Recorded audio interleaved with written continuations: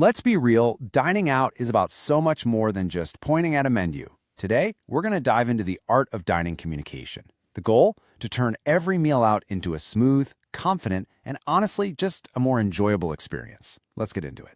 You know that exact moment I'm talking about, right? The waiter's heading your way, pen and pad ready, and for just a split second, your mind goes completely blank. We have all been there. But what if you could swap that little bit of anxiety for total confidence? Well, that is exactly what we're going to build today. So, here's how we're going to do it. We're going to level up your dining game in 4 quick stages. We'll start with the absolute essentials. Then we'll build on that with some confident conversations for those specific situations. After that, we get to the pro moves. And finally, we'll wrap it all up with your final takeaway. All right, first up, Level 1, the essentials. Think of these as your fundamental building blocks. These are the simple but super powerful phrases that will get you through pretty much any basic dining situation with total ease.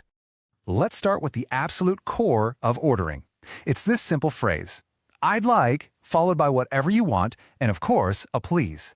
It's direct, it's clear, and you know what the best part is? It works absolutely everywhere, from a fast food counter to a fancy 5-star restaurant. Now, beyond just ordering, you've got to know how to get some attention. A simple, polite "excuse me" is your best friend here. It works for everything, whether you're trying to get a menu or ask about the specials, and it just sets a really positive, respectful tone for the whole meal.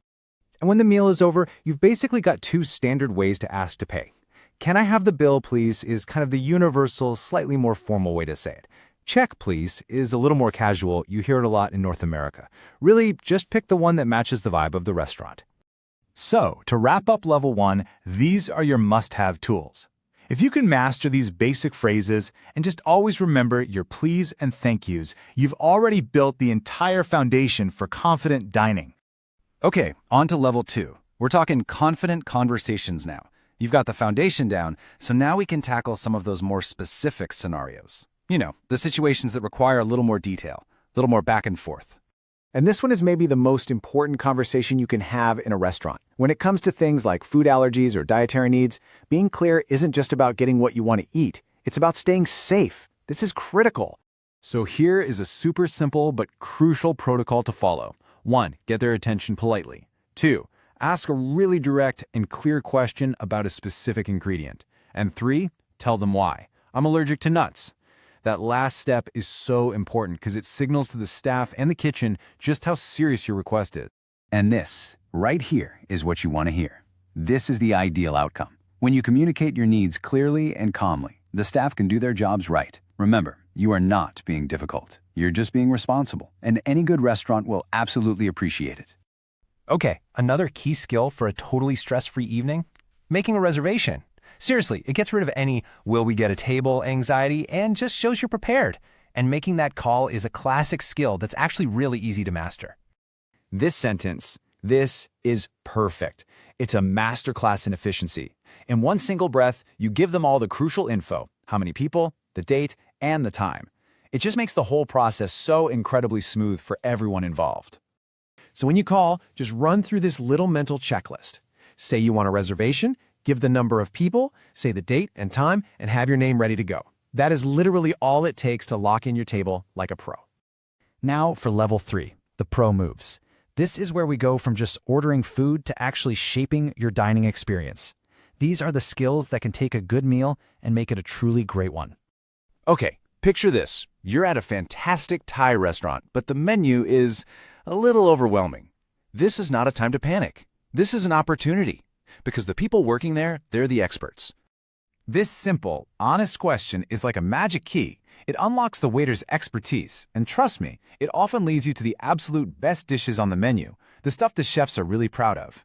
It is this single best way to find a new favorite dish.